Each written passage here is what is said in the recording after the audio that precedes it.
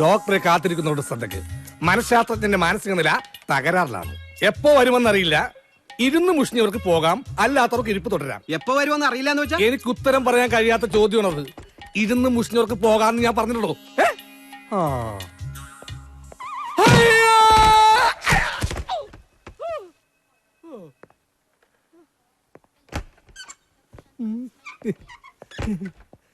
ആരാടാ എന്നെ ഇടം കാലിട്ടത്? എന്നെ വീഴ്ത്തിയവന് ഡോക്ടറുടെ മരുന്നും കൊണ്ടല്ല, എന്റെ ഈ കൈ കൊണ്ടായി ചികിത്സ വേണ്ടത്. മോന്ത പറ്റി ചപ്പാത്തി ഉണ്ടാക്കും ഞാൻ. ഡോക്ടർ അകത്തുണ്ടല്ലേ? ഡോക്ടർ എത്തിയിട്ടില്ല സാർ, അകത്തോട്ടിരിക്കാം. സാറ് വന്നിട്ടുണ്ടെന്ന് ഞാൻ ഫോൺ വിളിച്ച് പറയാം. ഓക്കെ.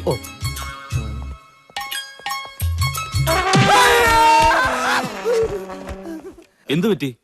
തറയൊന്ന് സ്ലിപ്പായതാ സാറേ, 2 തറയോട് മാറ്റാനുണ്ട്. ഞാനിപ്പോ തന്നെ ഡോക്ടറെ വിളിക്കാം.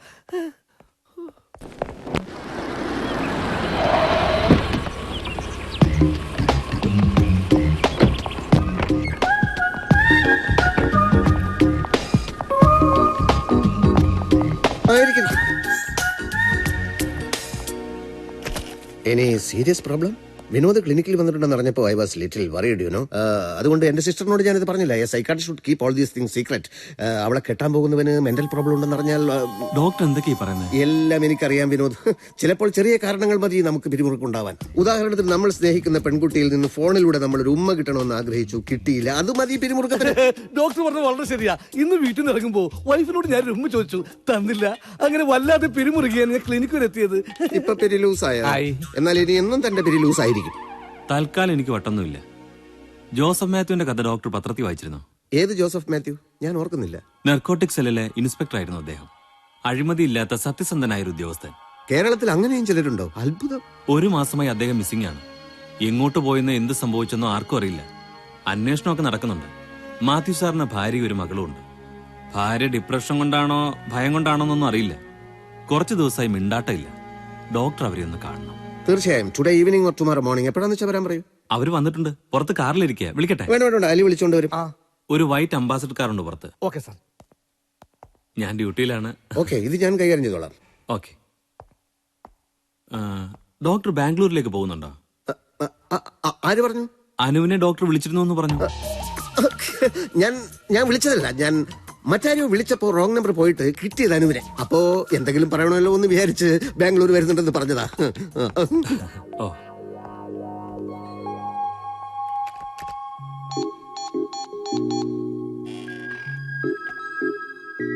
Hello Anu, doctor Shantaram here.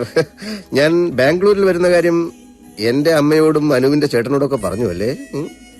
അല്ല, നന്നായി പറഞ്ഞത്, നന്നായി. ഇതിലിപ്പോ ഇത്ര രഹസ്യം ധരിക്കുന്നു. പക്ഷേ ഞാൻ പറയുന്നത് എന്താണെന്ന് വെച്ചാൽ, അവരൊക്കെ തിരക്കുള്ളവരല്ലേ. നമ്മുടെ ഈ സില്ലി മാറ്റേഴ്സ് ഒക്കെ അവരുമായി ഡിസ്കസ് ചെയ്ത് നമ്മൾ അവരുടെ സമയം തന്നെ മെനക്കെടുത്തണം. അതുകൊണ്ട് ഞാൻ ഇപ്പൊ വിളിച്ചതും ഇനി വിളിച്ചാൽ അതും അവരോടൊന്നും പറയണ്ട. ചിലതൊക്കെ പറയാതിരിക്കുന്നതിലുമില്ലേ ഒരു രസം. എന്ത് രസമെന്നോ? എന്തോ ഒരു രസം. പിന്നെന്തൊക്കെയുണ്ട് അനു വിശേഷങ്ങൾ? അനുവിന് സുഖമല്ലേ? ഓ, അത് കേട്ടാ മതി എനിക്ക്. ഒരു കാര്യം ഞാൻ പറയട്ടെ, നല്ല രസമാണ് അനുവിന്റെ ശബ്ദം കേൾക്കാൻ. Sweet voice. ഇരിക്കൂ. അമ്മയ്ക്ക് വട്ടാണല്ലേ? അങ്ങനെ ചോദിച്ചത് എന്റെ ഒരു ഷോക്ക് ട്രീറ്റ്മെന്റിന്റെ ഭാഗമായിട്ടാണ്. ചിലപ്പോ രോഗി അത് കേട്ട് വയലന്റ് ആകും, പിന്നീട് ശാന്തത കൈവരിക്കും. ചിലപ്പോ അതോടെ അസുഖം ഭേദമാവുകയും ചെയ്യും. ആ മെത്തഡ് ഏറ്റില്ല. ഇരിക്കൂ. അച്ഛനെ കാണാതായിട്ട് എത്ര നാളായി എന്നാ പറഞ്ഞത്? ചേ, എന്താ ഇത്? ഒരു ഡോക്ടർക്ക് കാര്യങ്ങളൊക്കെ ചോദിച്ച് മനസ്സിലാക്കണ്ടേ? അതല്ല ഡോക്ടർ, അമ്മയും കൂടി ഈ അവസ്ഥയിലായപ്പോ മറ്റാരുമില്ല ഞങ്ങൾക്ക്. രാത്രി മുഴുവൻ ഞാൻ ഉറങ്ങാതിരിക്കപ്പോ അമ്മ വാതില് തുറന്ന് പുറത്തുപോയി വല്ല കടുങ്കയും ചെയ്യുമെന്നുള്ള ഭയത്തിൽ. എന്താ പേര്? സോഫിയ. സോഫിയക്ക് ജോലി വല്ലതുണ്ടായിരുന്നോ? BEd കഴിഞ്ഞതാ. PSC എഴുതി. മാനേജ്മെന്റ് സ്കൂളിൽ ചേരാന്ന് വെച്ചാ കുറെ പണം വേണം. അച്ഛൻ റിട്ടയർ ചെയ്യാൻ 1 വർഷേ ഉള്ളൂ. അപ്പൊ കിട്ടാനിടയുള്ള പണം വെച്ച് അങ്ങനെയൊക്കെയാ വിചാരിച്ചിരുന്നത്. ഇപ്പൊ കുറച്ചു കുട്ടികൾക്ക് ട്യൂഷൻ എടുക്കുന്നുണ്ട്. അമ്മയുടെ കാര്യത്തിൽ ഇനി ഭയം വേണ്ട. ഞാൻ ഏറ്റു. എന്റെ അടുത്ത് എത്തിപ്പെട്ടത് ഭാഗ്യമാണെന്ന് കൂട്ടിക്കോളൂ. California university talent of the year ആയി എന്നെ തെരഞ്ഞെടുത്തത് അറിഞ്ഞിരിക്കുമല്ലോ. ജോർജ് ബുഷ് ഓടി വന്ന് ഷേക്ക് ഹാൻഡ് ചെയ്യായിരുന്നു. ഇതാ കണ്ടില്ലേ?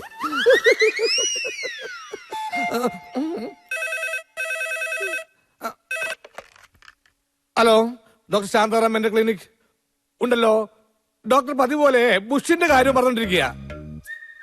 ആരാ? ഉടനെ വരുമോ? ഉടനെ പറഞ്ഞ സോറി, എന്റെ പേര് എലി അല്ല അലി. ബാപ്പാന്റെ പേര് പൂക്കുച്ചു കോയ. ഓ മരിച്ചുപോയി. ഓക്കെ. കരണ്ട് ഭാർഗവനായിട്ട് എന്തെങ്കിലും പ്രശ്നമുണ്ടോ?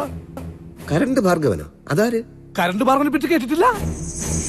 അതോ ലോക ഗുണ്ട കുട്ടിക്കാനം കുരിയച്ചെന്ന വൻ തോക്കിനെ 110 kV ഇലക്ട്രിക് കമ്പിയിൽ വലിച്ചെറിഞ്ഞ് ചുട്ടരിച്ച് കൊന്നവൻ. അങ്ങനെയല്ലേ കരണ്ട് ഭാർഗവൻ എന്നുള്ള പേര് വീണത്.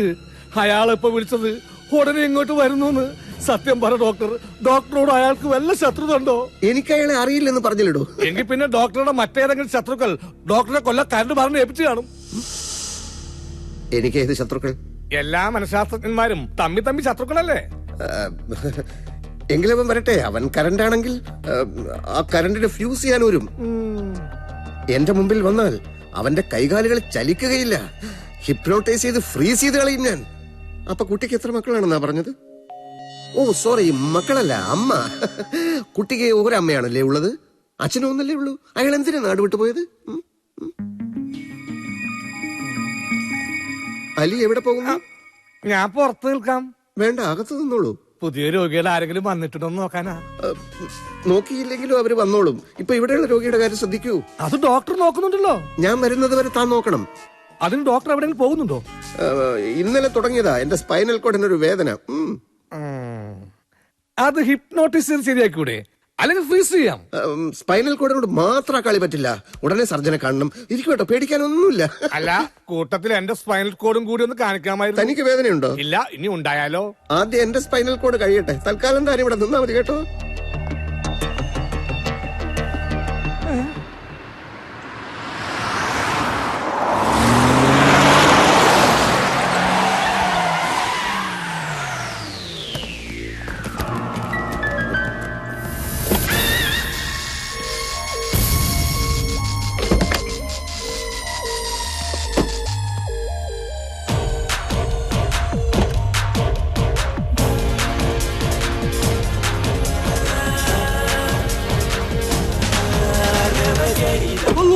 അത് തന്നെ കരണ്ട്.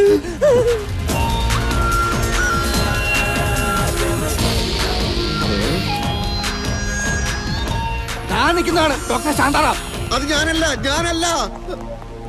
പിടിയടാവനെ.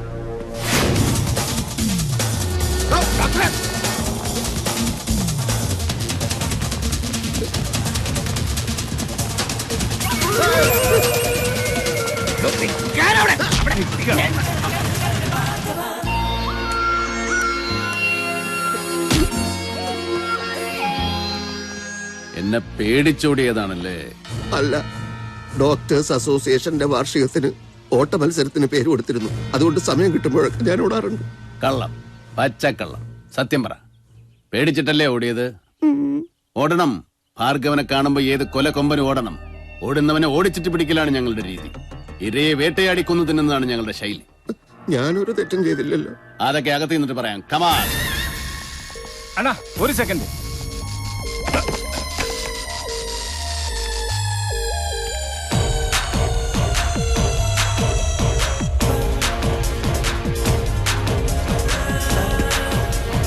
ശാന്തന്മാർക്കെല്ലാം സ്ഥലം വിടാം. ചികിത്സ കഴിഞ്ഞു.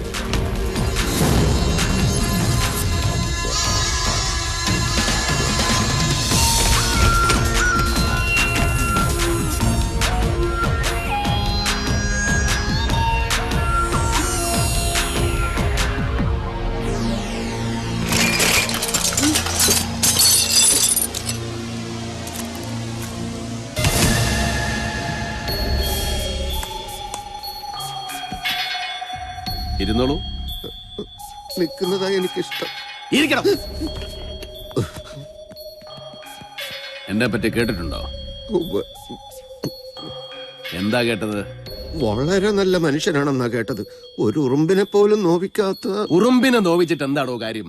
ഉറുമ്പല്ല എന്റെ ശത്രു, പോലീസാണ്, കോടതിയാണ്, ഭരണകൂടമാണ്.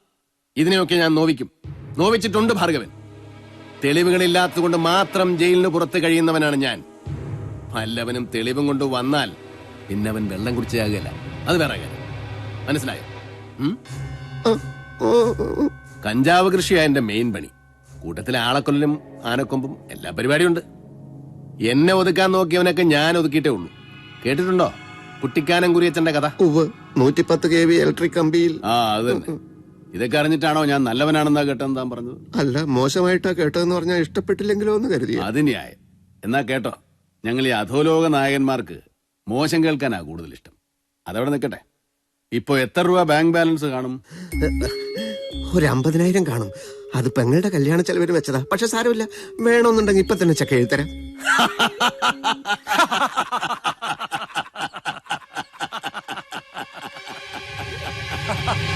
ലോകത്തെവിടെയൊക്കെയോ പോയി പഠിച്ചു, ഇക്കാലം അത്രയും പണിയെടുത്തു, എന്നിട്ട് മിച്ചം വെച്ചത് 50,000 ഉലുവ. ഞങ്ങൾക്കൊരു മാസം തോക്കിന് ഉണ്ട വാങ്ങിക്കാൻ വേണം 5 ലക്ഷം രൂപ.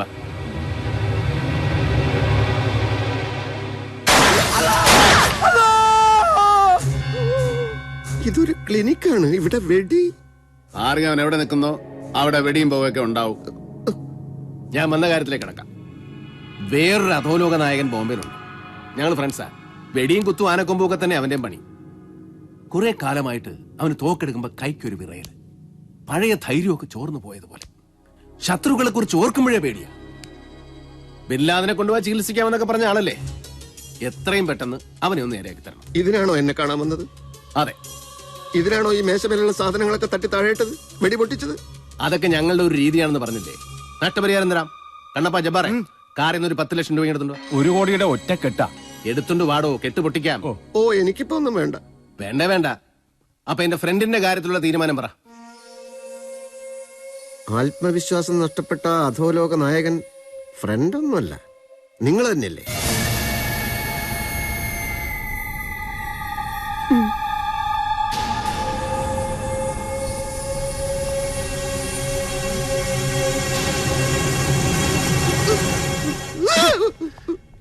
നിങ്ങൾ ഇയാളെ പറ്റി പറഞ്ഞപ്പോ ഞാൻ ഇത്രയും വിചാരിച്ചില്ല. ജഗജില്ലിയല്ലേ ഇയാള്? സമ്മതിച്ചിരിക്കുന്നു. മിടുക്കൻ. പകുതി ധൈര്യം ഇപ്പോഴേ വീണ്ടും കിട്ടിയതുപോലെ തോന്നുന്നു. ഇനി താമസിപ്പിക്കണ്ട. ഗുളികെ അരിഷ്ടോ എന്താന്ന് വെച്ചാൽ തന്നോളൂ. എനിക്ക് എത്രയും പെട്ടെന്ന് പഴയ ഭാർഗവനാകണം. മനഃശാസ്ത്രജ്ഞന്റെ കണ്ണിൽ കുറ്റം ചെയ്യുന്നവരാ മനോരോഗികൾ. വെറുതെ ഇരിക്കുന്നവനെ കൊല ചെയ്യാൻ പ്രേരിപ്പിക്കുന്ന മനഃശാസ്ത്രം ഞാൻ പഠിച്ചിട്ടില്ല. ഓ, അപ്പൊ അതാണ് കാര്യം. എങ്കിൽ കൊലയും കത്തിക്കുത്തുമൊക്കെ നമുക്ക് വിടാം. ഞാൻ നല്ല അസലായിട്ട് വണ്ടി ഓടിക്കുന്ന ഒരു ഡ്രൈവറാണെന്ന് കരുതിക്കും. കുറച്ച് ദിവസമായി സ്റ്റിയറിംഗ് തൊടുമ്പോൾ എന്റെ കൈ വിറയ്ക്കും. എതിരെ വരുന്ന വാഹനങ്ങൾ എന്നെ ഇടിക്കുമോ, ഞാൻ ചത്തുപോകുമോ എന്നൊക്കെയാണ് എന്റെ പേടി. ഈ പേടി മാറ്റാൻ നിങ്ങൾ പഠിച്ച ഏതെങ്കിലും പുസ്തകത്തിൽ എന്തെങ്കിലും വിദ്യ ഉണ്ടോ? പറയണോ? വരട്ടെ, ഞാൻ പറഞ്ഞിട്ട് മതി. എനിക്ക് കുറച്ച് സാവകാശം തരുമോ? ഏത് നിമിഷവും പൊട്ടിത്തെറിക്കാൻ പോകുന്ന ഒരു അഗ്നിപർവ്വതത്തിന്റെ മുകളിലാണ് ഞങ്ങളുടെ ഇരിപ്പ്. എത്ര സമയം വേണം? അത് ഒരു 2-3 ദിവസത്തിനകം പറയാം. ഓക്കെ. കണ്ണപ്പാ, ഇയാൾക്ക് എന്റെ ഫോൺ നമ്പർ കൊടുക്ക്. ആ, റെഡിയായാൽ ഉടനെ വിളിക്കണം. പിന്നെ വേറൊരു കാര്യം, എനിക്കിങ്ങനെ ഒരു അസുഖമുണ്ടെന്ന് മറ്റൊരു മനുഷ്യനും അറിയാൻ പാടില്ല. അറിഞ്ഞാൽ ശത്രുക്കൾക്ക് എന്നെ ഭയമില്ലാതാവും. അതോടെ എന്റെ കച്ചവടം തീരും. ആരോടെങ്കിലും ഈ സംഭവം പറഞ്ഞാൽ കൊത്തിയെറിഞ്ഞ് പട്ടിക്കിട്ട് കൊടുക്കും. അപ്പൊ പാക്കല.